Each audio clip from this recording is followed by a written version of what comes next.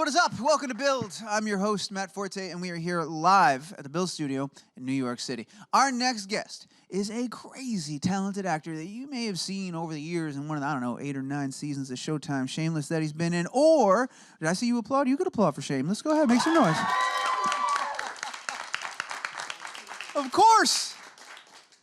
So you may have seen him there, or recently as well, you've caught him pulling double duty on Fox's Gotham as the totally not the Joker, I don't know what you're talking about character, Jerome, and his twin brother Jeremiah, who is clearly the, well, you know what, I'll let the clip speak for itself when we get there. But with only a couple of episodes left this season and what sure looks to be one of the darkest, most iconic villains of all time finally being unleashed, tensions are high, man, and there is much to discuss. So here to tell us everything he can about the last 2 episodes, no joke, the great Cameron Monaghan is here. How about that?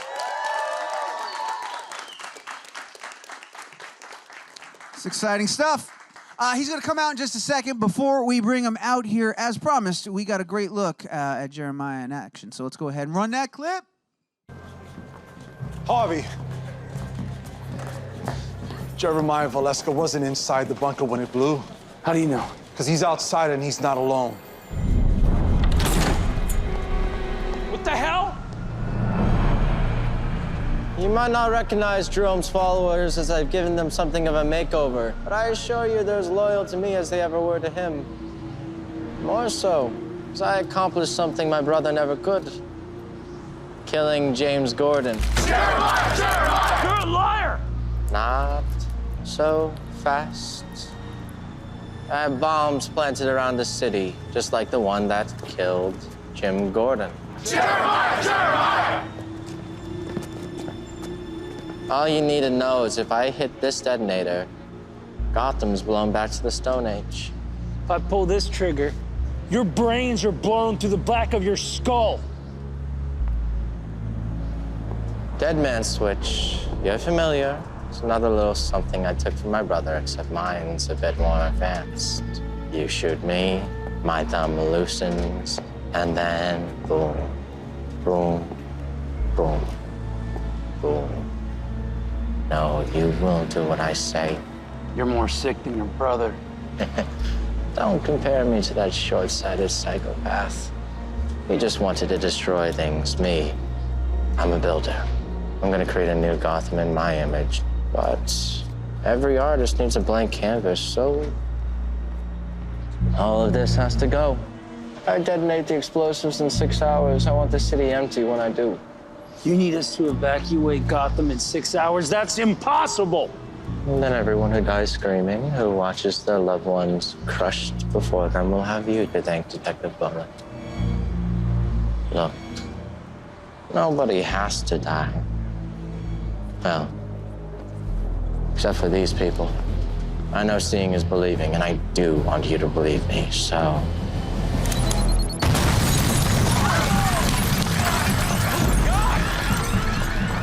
Get officers on the scene now! Go! 6 hours, Detective. The clock is ticking.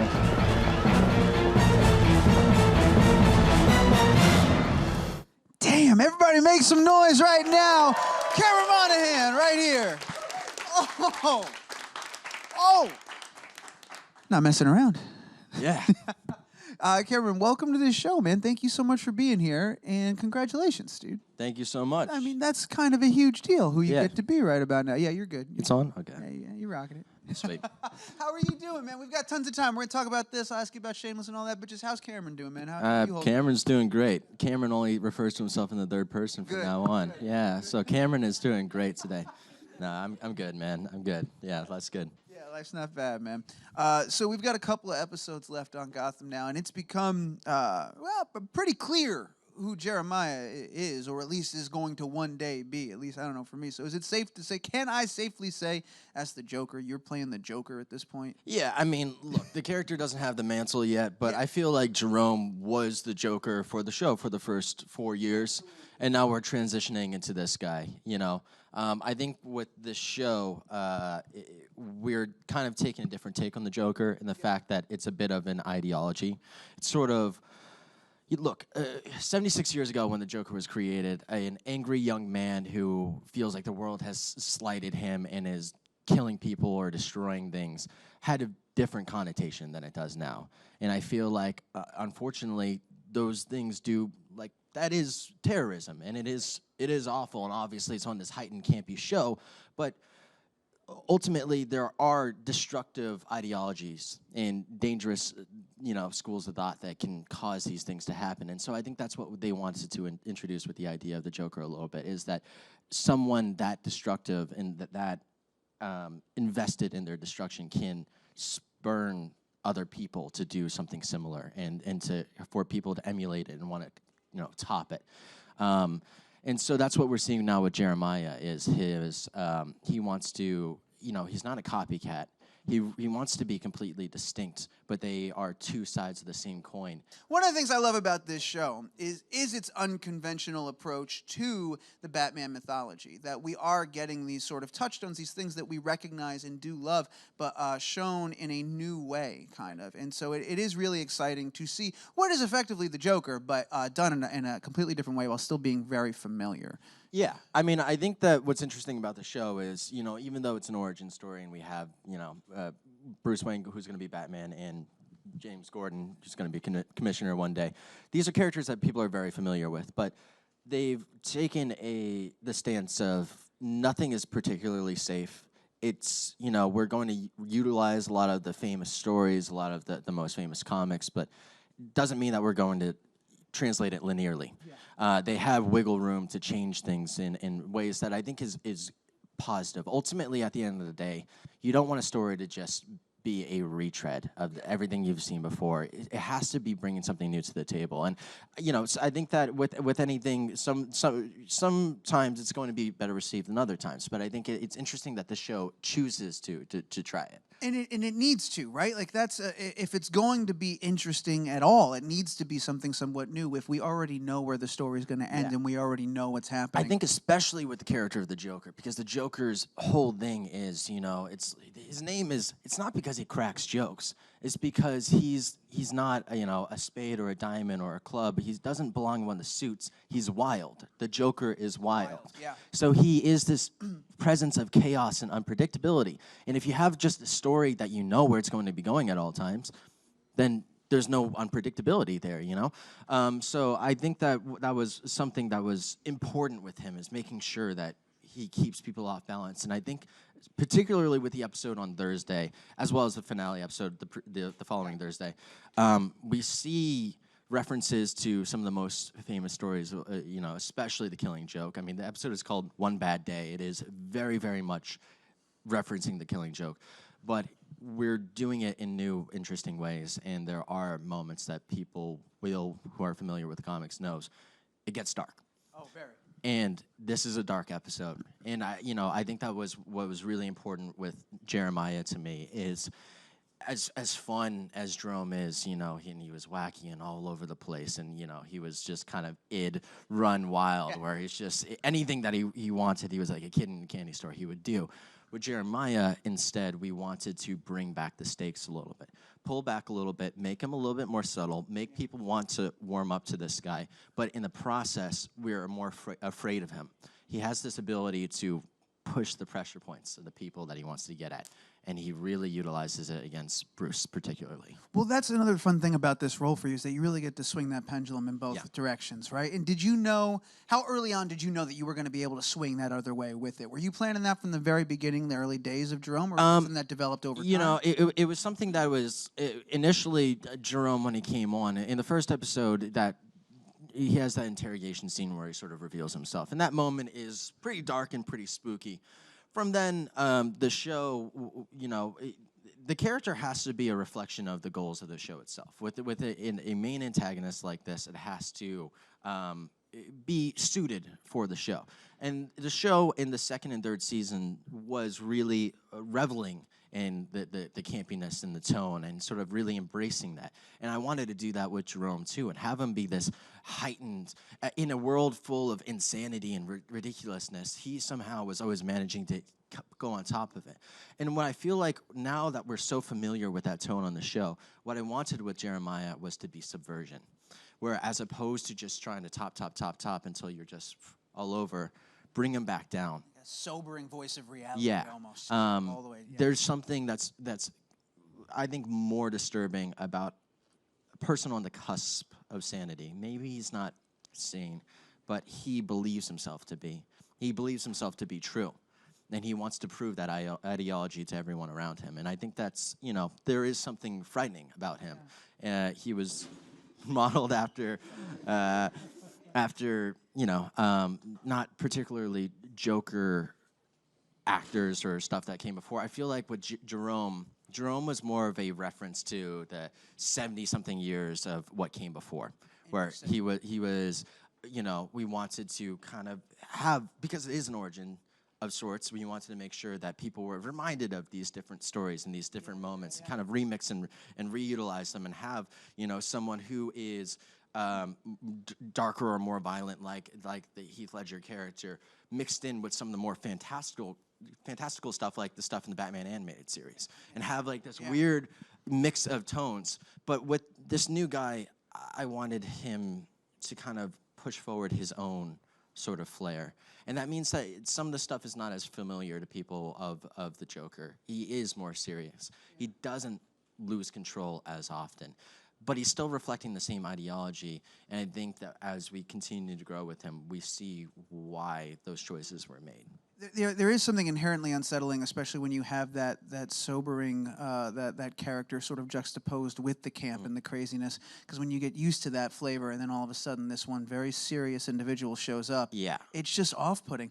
Which Jokers, you talked a little bit about the previous Jokers in sort of looking at all of them and not really pulling from them, but understanding where they were coming from. What Joker did you grow up with? Who was your Joker when you were a kid? Mark Hamill. Yeah, Mark Hamill. Joker We could was applaud mine, for Mark Hamill for crying out loud. I think so. Of course we can. He's been a part of that role for 20-something years at this point. And the Batman animated series, when I was a kid, that's what I would watch every Saturday morning. That was to this day, it still holds up. And there are episodes that are genuinely spooky or emotionally effective and still work. There was something about that show. It never held people's hands, It had that wonderful Danny Elfman-inspired score, and it had great visuals, and it was smart. And, so that was the Joker that he moved into voicing it for video games for the Arkham Asylum series and that stuff as well. That's something that I played as a kid. So he was one, and then obviously Dark Knight came out, 2008? So I was like 14, 15 when it came out, and that's prime time for that movie. It's hit home, Wow. And I remember walking out of the theater and turning to my mom and saying, I want to do something like that. Yeah. I would just some sort of performance that makes people feel unsettled and draws them in. And there's something hypnotizing about that. That's interesting. So you walked out of that movie, and that was a moment for you, not just as a comic fan or someone moved by but that performance specifically, you were like, I want to do something similar to that. Yeah, I was a weird kid. I wanted to be Christopher Walken.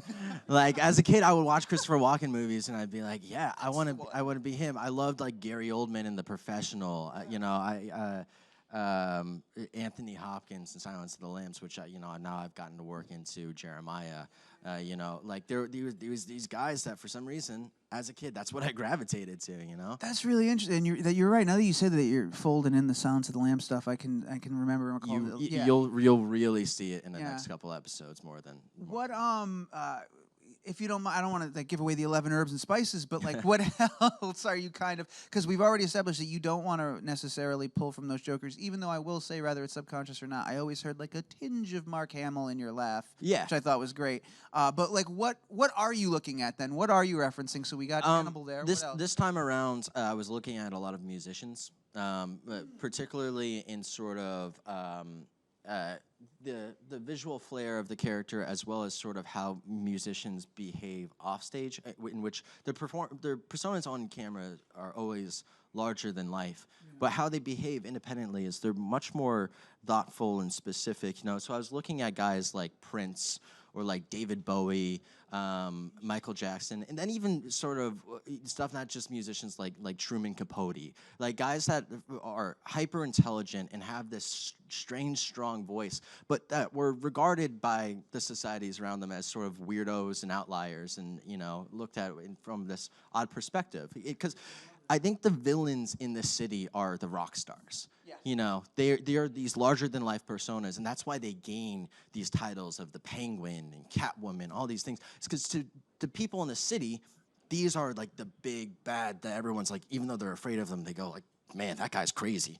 Did you see that, dude? Did you see what he did last week on the news? There's something about that. So I think that he has to have this sort of rock star appeal on how he holds himself. That's pretty awesome, man.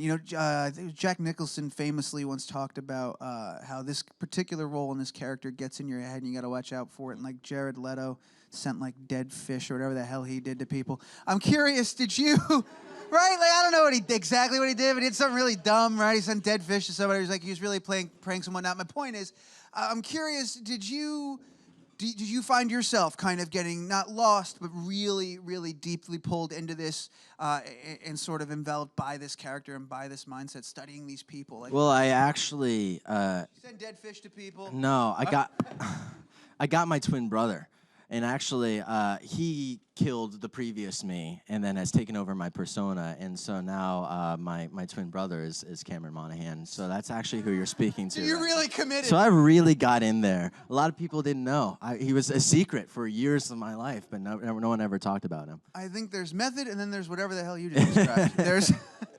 Yeah, I don't know, man. It's like you have to invest in a certain amount, no matter what you're doing. Ultimately, a performance needs to be fearless, and that means that you have to throw yourself into whatever it is. Like with a character like Jerome, the dude was covered in all sorts of ridiculous prosthetic makeup. Like it's cool. Yeah. It's cool and it looks great on camera, but when you're getting put into that stuff, how long? At its worst, it took about 4 hours to apply every morning. And that means that you have to fully embrace it. If you don't fully embrace it, you're just gonna fall flat on your face, So it's one of those things of you have to remain in a certain level of headspace. You have to commit to it, and however people do that, it's gonna work for them. Personally, that doesn't mean sending used condoms or whatever to people, but I don't know.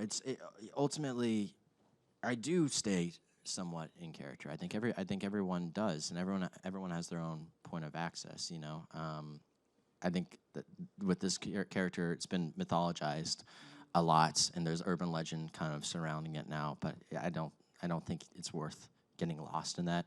It's better, if you're still a contract player at the end of the day, you show up and you have to do a very specific task, and you've been training most of your life to do that, and so that's what I did. Well, whatever you're doing, man, keep doing it because you freaking kill it here. Round of applause really quick because I talk about, I think you're great. You're fantastic at it. I love watching you do it. I am going to turn it over to the audience in a second, but I would be remiss not to bring up another fantastic show that you've been on for quite some time now, on Shameless. How are things going? Have you filmed season 9 yet? You're about to film season 9? No, What's yeah. going on? Season 9 is about to start at the moment. Yeah. We've had a long hiatus. See a lot of excited people in the room. Yeah, it's exciting. I have no idea where the plot lines, anything are going at the moment. I'm really excited to kind of get back into it and to do it. Yeah. So you're looking forward to it. I would imagine a different vibe on the Shameless set than working on the Gotham set. I mean, different but similar in the sense that there's a lot of people who are really great at their job, and it is always fun and it is play. At the end of the day, we're all a bunch of freaking kids going in and just playing like cops and robbers or something like that. We're going in and we're investing in it and having some fun throwing the ball back and forth to each other. And there's really almost nobody in the world better than the Shameless cast. They're so freaking good at that. It's fun. It is fun over there. So yeah. That's awesome, man. I'm happy to hear that. I'm gonna turn it over to the audience. I want to make sure you guys get plenty of time to ask a bunch of questions. But again, congratulations on this performance. Congratulations on another season of Shameless, and thanks so much for being here, man. Let's go to the audience. Looks like we're gonna start in the green couch. Go for it. Hi there. First off, I just wanted to say congratulations on all of your success. You've achieved so much so early, and I just can't wait to see more from you. Appreciate that. But with Gotham, with Jerome and Jeremiah, and then on Shameless with Ian, a lot of what you do has to do with mental health in some way. And I was wondering if that's an important issue to you, and do those sort of roles, do you gravitate towards them? Yeah, absolutely. I mean, those roles, but even younger, when I was on the show Malcolm in the Middle, I played a character who was, all sorts of, he had some stuff going on with him. I think that, it is something near and dear to my heart. I have people affected by mental health in my life. I think everybody does in some way, shape, or form. Everyone knows someone who's depressed, who's dealing with things, who's on some sort of medication. Everyone does. If you're not one of those people yourself, which, I mean, a good portion, if not most of the people in here, probably have something that they're dealing with. I think it should be personal to everybody. Look, like the tone of a show like Gotham or of Malcolm in the Middle is not going to treat it in the same way that the tone of a show like Shameless does. With a show like Shameless, we can give a more accurate and detailed depiction of bipolar disorder and a more sympathetic portrayal of it than with something heightened like this of, oh, he's crazy. They have different goals. But I think that in any, it should feel authentic, and it should help people understand or see something represented in front of them, So yeah, it's important. Thanks. Awesome. Thanks for that question. We've got a bunch more coming. The next one's going to be right over here. Hi, Cameron. Hi. Yeah. How did you manage to make the transitions of one character to the other without ruining what you built for both Jerome and Jeremiah? I'm sorry, what was the last part of that? Without ruining what you built for both Jerome and Jeremiah. Yeah, it's a very strange thing to be with a character for 4 years and then to be told I'm gonna do something completely new now. Make something completely distinct and have its own and make sure it's separate. It was an interesting transition. I think it was a really great challenge to be able to sort of break down fundamentally who Jerome was and then try to find the inverse of that, while still retaining the core of what makes him feel like the Joker. The process is what it is with any character for me, which is repetition, which means I talk to myself a lot. In the mirror, at home, I'm working on the voice, I'm looking at myself, I'm making weird faces, I'm doing, when I was crafting the laugh, it took, weeks before I kind of found something that I really enjoyed. In the third season, Jerome has a voice shift, and that took a lot of, positioning before I found something that I thought was genuine and worked with him. With anything, it's just, it's a certain level of, experimentation. And what's funny is, everyone sees the final product, but with any great performance you'll ever see, people are failing 99% of the time. A great performance is made on the day by the direction, by the other actors, by the editor. And what a good actor does is they try, and they bring new things, and they just blindly go ahead with whatever they think feels right. And some people have really good instincts, but ultimately it does take time and investment. Wow, that's amazing. We've got, was it three more left? We're going to do the next one. Is right here in the front. Hi, Cameron. Hi.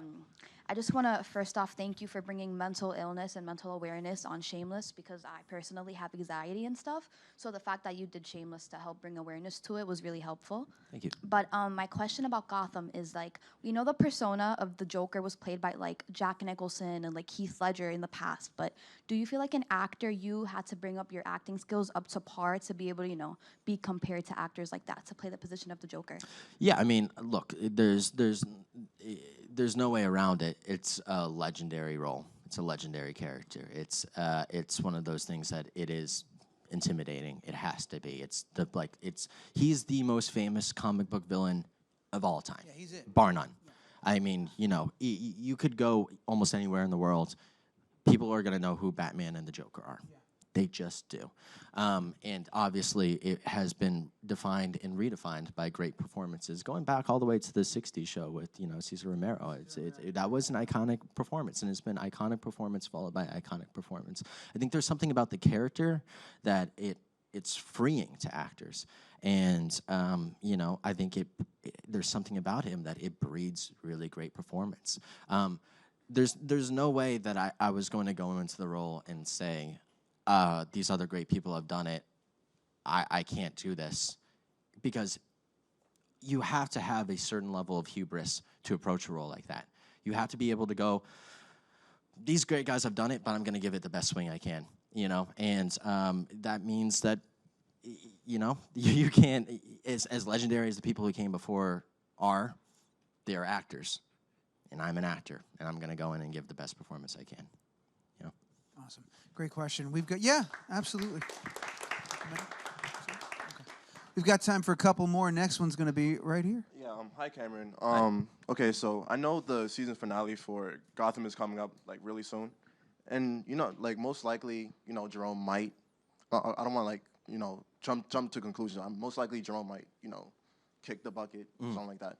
But I'm just saying, is it possible to see some form of Jeremiah or Jerome in later seasons, or is that is this the final real for real final thing? Well, fingers crossed that there are more seasons. The fourth season ends in a massive cliffhanger. I don't think that's a spoiler to say it completely has changed the landscape of the show at the end of the fourth season. It's a big event. It's something that the show hasn't had really before. The stakes get real. And with that, I think it's begging the question of bringing back the character of Jeremiah. I think that Jerome, unfortunately, he's dead. I think it's that's disappointing because obviously I've grown to love this guy too, and he's massively entertaining. But I think the concept of death needs to have permanence on a show. He's been brought back once. You can't bring him back again. A bullet kills people. You have to have that rule on a show because otherwise there's no stakes in the scene. And we are seeing in these last couple episodes, stakes are real.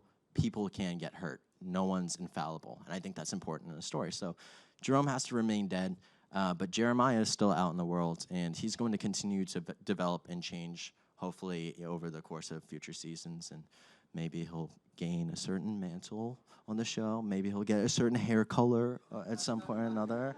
Hint, hint. I'm really looking forward to exploring him more.